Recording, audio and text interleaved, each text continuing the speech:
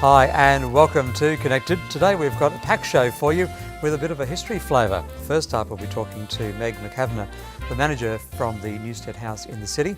We'll learn about the scandalous Main family from Brisbane, and that'll be coming from our Brisbane greeter Blair Alsop. Cheryl Classer will be with us to talk about styling historical homes, and our movie guide John Wilton will be telling us about some of his favourite classics, and finally Mark Creel, a folk singer, will be joining us with a fantastic performance here in the studio. First up though, here's what's happening in town. Blood Brothers is one of the most popular and longest running British musicals of all time, and its Brisbane season commences from August 1 at the Cremorne Theatre, QPAC. Written by Willie Russell, the story is a twist of friendship, love and tragedy. Prepare to get into a spin at the Judith Wright Centre from July 30 to August 3rd with the 360 All-Stars. The show brings together dancers, musicians and athletes for a performance that will turn the notion of the circus on its head. The Brisbane Marathon Festival is happening again on August 4 with a number of races and different marathon lengths available for the public to get involved in. The aim of the event is for participants to challenge themselves and fundraise for their favourite charities. Australian music icon Paul Kelly will be in town playing at the QPAC Concert Hall. That comes up on August 1st. Paul has spent a decade in the music industry with multiple music awards to his name, and his 2012 album Spring and Fall being his 19th. And the Gold Coast Home Show and Lifestyle Expo is on August 3rd and 4th at the Gold Coast Convention and Exhibition Centre. A wide range of displays, exhibitors and sessions will be available for those thinking of renovating or building a new home. Don't forget to stay connected through our website and Facebook page for more events. Well, now we've got Meg McKavanagh, who has come in from Newstead House near the city to tell us about the history behind the oldest residence in Brisbane and what they have to offer to the public. Meg, how are you? Well, thanks Ashley. Great. Thanks for having me. Fantastic to have you in here. And of course with Newstead House, it is one of those kind of iconic places that we are all aware of in the city. But do we all get to go and see it? And if hopefully very soon. Okay, so what have you got planned to draw us along to this? I'm part of a team of 3 at Newstead House. We started work about 6 months ago and we've been put in place to help revitalise the house. So to start to look at some different sorts of public programming to bring new visitors, targeting a new demographic into the house. So being the oldest premise in Brisbane, what's in general terms its history? Newstead House was purchased by Patrick Leslie in 1845. In 1846, Leslie built a cottage, Newstead Cottage, on the premise that he hoped to provide food for the newly established settlement of Brisbane, based on convict labour from the Moreton Bay penal colonies. So here we have now the legacy of what was established for something quite different. Absolutely. But now it's home to many other kind of functions and events. What are some of the key things that you hold there at the house? Newstead has a fabulous collection of items collected to help tell the story of Newstead's Victorian era history. Newstead's really well known for the weddings that we host on site. It's a spectacular riverside venue located within the beautiful grounds of Newstead Park. But we're looking to slowly introduce some public programming that's more in keeping with the history of the house. So I mentioned Newstead Cottage and the food history associated with the cottage. We're looking at having food festivals, different types of events to help explore the food history of the cottage and different events like that. It must be very exciting for you personally too, coming from a museum background to actually unpack the history and see it come alive. Oh, it's fantastic. It's the time to be involved in Newstead. It's a really vibrant time. We've got quite a vital team at the house that have really fabulous events and marketing backgrounds, so we've got a really strong foundation to build our programming and our education. So what will that look like for us, Meg? Will it be really sort of tours going through the venue and then festivals? Is that the kind of thing we could expect to look forward to? Yeah, we're looking at sort of revamping the established guided tours of the house. We've gone through a series of interpretation workshops at Newstead, and an interpretation workshops basically where we start to pull our story together to get a really tight story. And at Newstead, it's a story of home. It's Brisbane's oldest residence, but the word home has a lot more resonance. So we're looking at stories of home. Our programming, we're looking to implement seasonal programming. We'd like to be more sustainable in the way we work, more sustainable in the stories we tell. So we're hoping that a seasonal approach to our programming helps support a sort of a more landscape-friendly approach to interpretation. And I guess in terms of just getting to the place, it's quite easy. There's the River City Cat Absolutely. comes there to it? Yeah, we're equidistant between Hamilton and Tenerife CityCat stops, just where the portside venue is. We're just upriver from there slightly. So we're a nice 15-minute stroll from the CityCat stops. There's a Brisbane City Council bus that stops right at the front door of the park, and you can just walk up the beautiful drive. There's also ample parking around, so if you do want to drive, although it's not so sustainable, we do recommend you take public transport. Sure, and it is just a wonderful venue. In terms of costs, is it very costly to be going through the house? No, not at all. And even though we're looking at implementing changes to our programming, we don't want to implement changes to the cost structure. For venue hire, if you're coming for a wedding, absolutely, you're paying a premium price for a fabulous venue.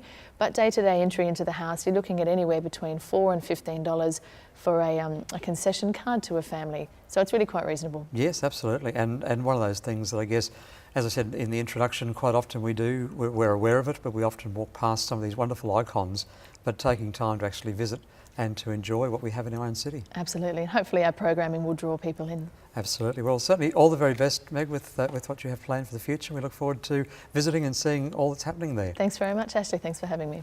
And don't forget, of course, if you'd like to get more information about the house, you can go to the website. It's the W's, newsteadhouse.com.au. Coming up after the break, we'll be taking a step back in time, learning about one of Brisbane's richest and most scandalous families, the Mains. Stay connected.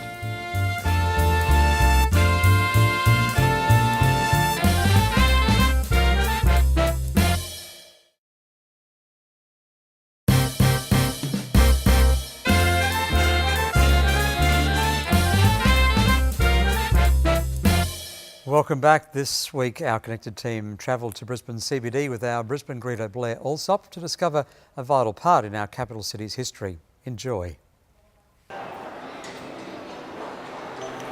Hi, I'm Blair Alsop, Brisbane greeter. We're here today at the Brisbane Arcade. Brisbane Arcade has a long history associated with Brisbane. It's all part of the Main family tradition. The story of the Mains is quite an interesting story. Patrick Main first came to Brisbane in 1850 as an Irish immigrant. He came over here as a butcher and quickly found work. Many of the Irish, after their days of work, would often retire to the pub. As a good Irishman would do, they would sit at the pub and drink and tell stories. One of those men was a man by the name of Robert Cox. He was a timber cutter. He'd spent 2 years out in Western Queensland clearing the land of trees. During that time, he saved up his money, as many people do today. He made his way back to the big city. While sitting in the Bush Inn, he met up with Patrick Main. After a long night of drinking and storytelling, the next morning, Robert Cox was found murdered. Robert Cox's murder was particularly grisly. He was found that he had been decapitated, his arms and legs had been cut off. It was a particularly gruesome murder. The police, in investigating that, when they found the body, quickly came to the conclusion that whoever had done this must have had good knife skills. Remembering, of course, that Patrick Main was a butcher, you would have thought that he would have been a prime candidate. But no, they found that the chef at the hotel was guilty of the murder. Patrick Main didn't say anything, and he let the chef at the hotel hang for the murder. Interestingly enough, in the years that came afterwards, Patrick Main suddenly became a very wealthy man. When he was a butcher, he seemed to make all the money he made seemed to be spent at the pub. After the night with Robert Cox, he seemed to have cash in his pocket. He used that cash to buy real estate, including this piece of land that we're on now. And it was here that Patrick Main opened his first butcher shop right on Queen Street. He suddenly became a very successful butcher. The Main empire continued to build. Patrick Main and his wife and family became the wealthiest family in Brisbane. They owned lots of land around Queen Street. They continued to build their empire. Patrick Main, though, and the family suffered from the whispers of the people of Brisbane. They always felt that he was a man who had gotten away with murder. Patrick Main and his wife had had 6 children. Those 6 children grew up with the stigma of the family, the fact that their money and their wealth was tainted by blood. They could also see in their family the streak of anger and violence. So the 2 oldest members of the family took a vow to never get married and never have children, so they could end the line of insanity that ran through their family. And to this they stayed true. Upon their death in the 1930s, the family had amassed quite a fortune. That fortune included the building of this arcade in 1920s. They also bought all the land where the St. Lucia University now stands on. Again, on their death, there were no heirs left for the money to be passed on to. So the wealth of the family, in today's money, about the equivalent of $200 million, was passed to the University of Queensland. The University of Queensland used that money and the land grant at St. Lucia to build the modern-day university. The story continues out of the University of Queensland.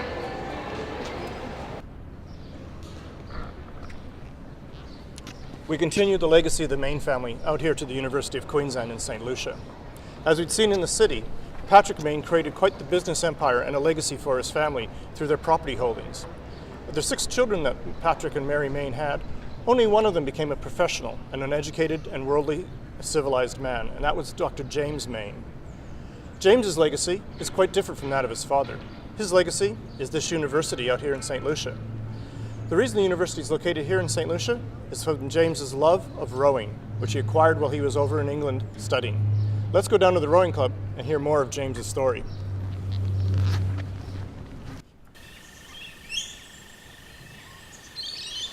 It's here beside the Brisbane River that we see the Main legacy's final chapter played out. Patrick Main turned his murderous rampage into a business empire with many real estate holdings, including the Brisbane Arcade right on Queen Street. It's his son James, his youngest son's legacy, that we have here beside the Brisbane River in St. Lucia. James, as a young man, went to England for education. His boarding school education in England gave him the ability to separate from the family from all the gossip and innuendo of Brisbane society. Returning to Brisbane at the age of 31, James was a practicing medical surgeon. James came back and established the main medical school here in Victoria Park and behind the Royal Brisbane. And during his time in Brisbane, he would walk along the side of the river here as it reminded him of his days at university in Cambridge and through the schools of England. It was during these walks along the river that he befriended a young rower who was the captain of the rowing squad. The university was landlocked in the city and was looking for a new location. James and his companion lobbied heavily for the university to be built here at St. Lucia, where there could be large sporting fields and rowing clubs along the river, as all great universities in England had. James agreed that $100,000 he could contribute towards the university, but only under the provision that it would be here at St. Lucia that the university would be built. The university board eventually agreed, and so the University of Queensland here at St. Lucia becomes the final chapter in the Main legacy.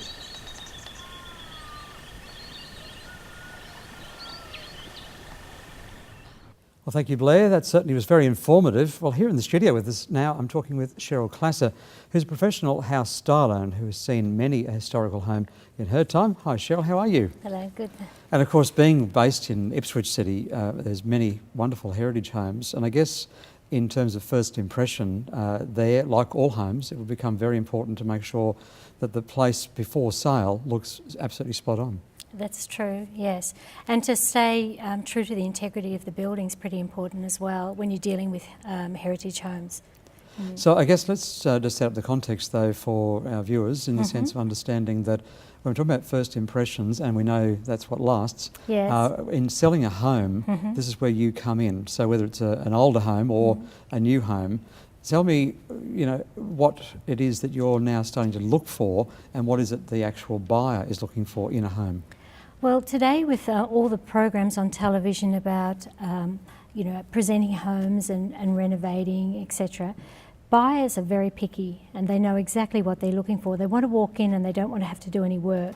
So presentation today, more than ever, is really important, how a house looks when it's put on the market. Is it even with the heritage homes that people really don't want to have to go through the heartache in the main?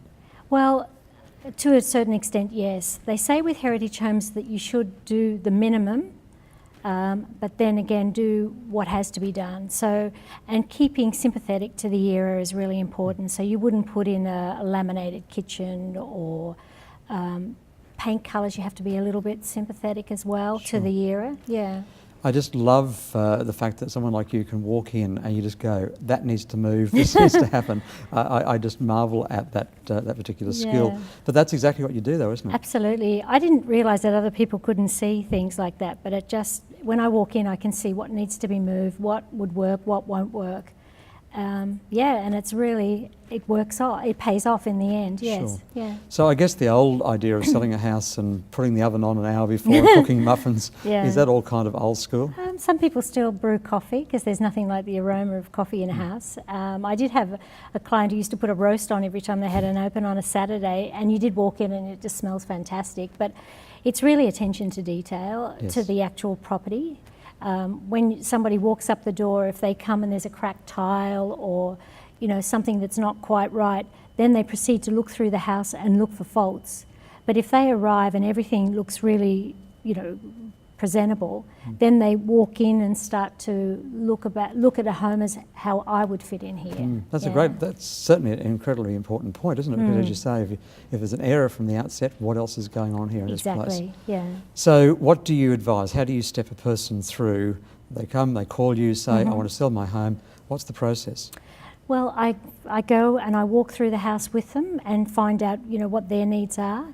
And how much they're prepared to invest in it. What, you know, because sometimes people are financially strapped and they're selling the house because they have no money or they can't keep it. So then you have to look at it in a different way. You do what you can do. So sometimes just adjust a coat of paint, moving furniture so that things flow better, and quite often it's just a question of packing up all your personal things to make the house look bigger and you know, so that people, when they walk in, they can see their things there and not your collection of teddy bears or whatever it is that's there. But, you know, when you live in a home for a long time, at a certain point you cease to see it. It's just part of it. So when you walk in, you have to be walking in as a potential buyer and not worrying about how they may feel about their home. Well, that's why they ask me. Otherwise, you know, and sometimes it can be a little bit daunting. Well, that's why I asked that question, because I guess that can become very Yes. delicate for you to because work it's around. their home. Yes, Yeah, and you're trying to say, clear this clutter. They don't think it's clutter, it's treasures. That's right, absolutely. Cheryl, thanks for giving us an insight into that whole realm. It's been fascinating. All the very best with that. Thank you. And if you'd like to contact Cheryl about getting your home styled before it goes on the market, call her on 0432 046 566. Still to come, our movie review with movie guide John Wilton and special performance by folk singer Mark Creel. Stay connected.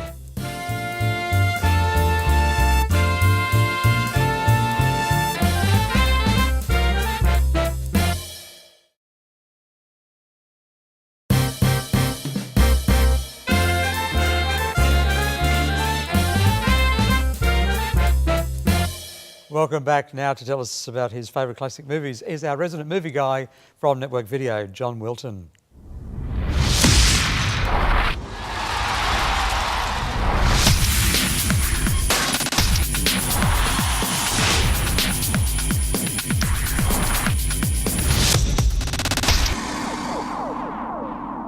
Thanks, Ashley. Thanks for having me back. This week, it's Back to the Future, back to the 80s. One of my favourite times for movies, when I fell in love with movies, and probably what got us into this business in the first place. If you want to show your kids some great stuff, there's so many classics in the 80s, from Dead Poets Society, to E.T., to The Goonies, Some Kind of Wonderful, The Breakfast Club, the list goes on and on. You've got comedy, action, drama. Every good video shop's going to have an excellent range of 80s movies, and some of the best movies you'll ever see, 30 years old. Thanks again for having me. We'll see you again next week.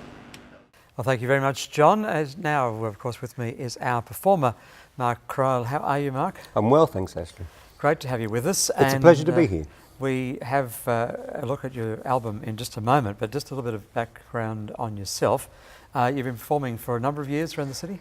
A long, long time, much longer than I'd prefer to say, Sure. in fact, yeah. But I guess one of the exciting things too is that as we've been talking around a lot of the history of the city today, you have been capturing that in song and music. Yeah, in part. Not all the songs I write are about history, but I read history books and I'm writing a thesis on history, and so I'm often exploring other people's stories and our past as a way for material to write songs. So I do that a bit, yeah. So the music style, would you consider that to be more of a classical style? No, I think I'm a folk singer. That's probably what I typically get called. It covers a multitude of sins, but that's what they call me, a folk singer. Yeah. So the album Sideshow Alley, that's Correct. out now, and people can find out more details about it off your website. They certainly can, and even some clips of the music and some YouTube clips and various things like that there as well. So that's markcreel.com.au. Correct, yep. So make sure you do visit the website and check out more details for Mark. Set us up for the song you're going to perform with Rebecca Wright today. This song's called Eddie Gilbert's Dream, and Eddie Gilbert was an Indigenous guy who grew up on the Baramba Reserve, what's now known as Cherbourg. and he was selected to play cricket for Queensland in the 1930s. But because of the nature of the act under which he lived his life, every time he had to go and play a game of cricket, he used to have to get written permission from the superintendent of the reserve. And he famously played a game against New South Wales where he bowled Don Bradman out and actually knocked the bat out of his hand. So he became a legendary kind of cricketer, but tragically the last 30 years of his life was lived in what was then known as the Goodna Hospital for the Insane, but we now call Wollston Park. There he languished, and I just wrote a song about that idea, having his memories coming back to him. Okay, well, let's let you get across to the performance area and we'll hear just that song from you. Thanks so much, Mark. Thanks very much, Ashley.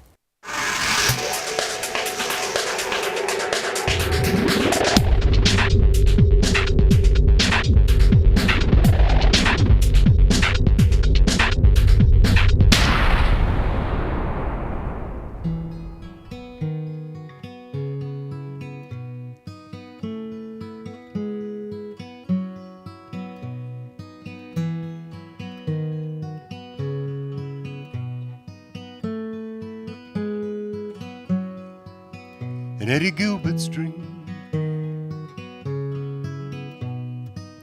he throws a skimming stone out across the stream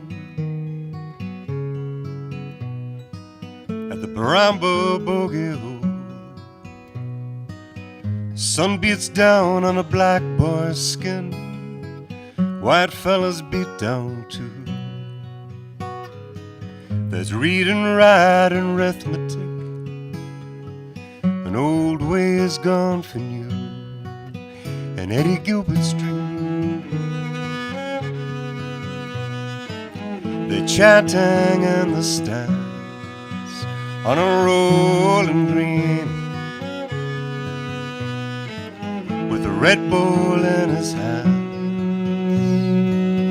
The legends grow and the goblin knows it's calling out his name. Dawn is gone, it's Eddie's show. He plays the white man's game.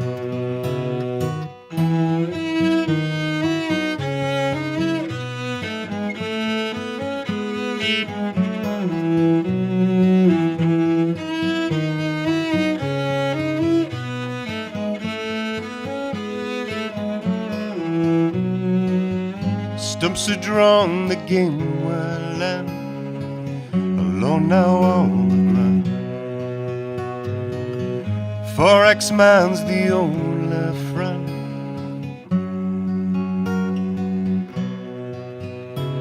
And a cigarette burns down in his hands. Time forgets, and who could understand? An old man there in the fading light, and a world of in-betweens. Chase your demons, wake and fright. That's Eddie's dream, Eddie Gilbert's dream.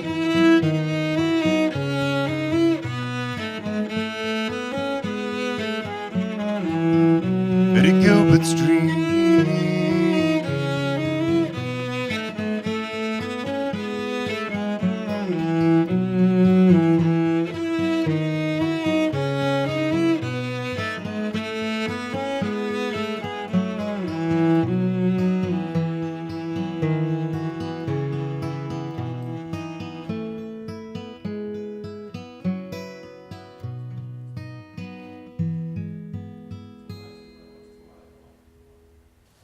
Thank you very much, Mark Kreil and Rebecca Wright. Thank you. And that's Eddie Gilbert's Dream off your album, Sideshow Alley. It's available right now, and you can check out the details of that. And I think also the other performances you've got coming up, all there at markkreil.com. Check that site out, and you'll be able to keep up in touch with all that you're doing. Thanks again for being with us. Fantastic. Thank you for being with us too on the show this week. Don't forget, if you'd like to find out more information about what's happening at Connected, you can stay connected by going to connectedtv.com.au. That's it for this week. Whatever you do, stay connected.